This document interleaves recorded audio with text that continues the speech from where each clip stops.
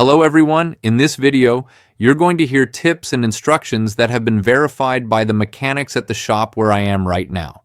So relax, because we're going to get your car's issue sorted out.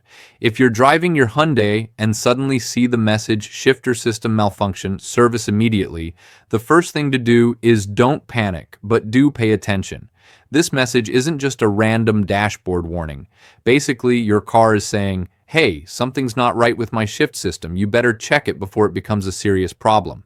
The mechanics here say that the most common cause is that sometimes the transmission or the shift button lever doesn't respond properly, especially when you try to put the car in park, P.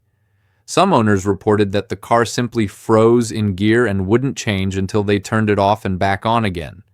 Yep, sometimes a quick reset works wonders.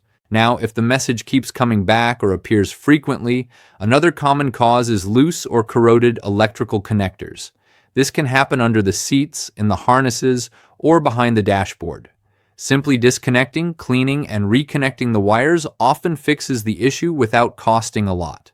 In more serious cases, the problem could be with the shifter module or the shift solenoid, which are the components that actually move the transmission electronically. If this part fails, besides triggering the warning, you may notice that the car doesn't shift properly or that the steering wheel buttons stop working. At that point, a professional mechanic needs to inspect or replace the component.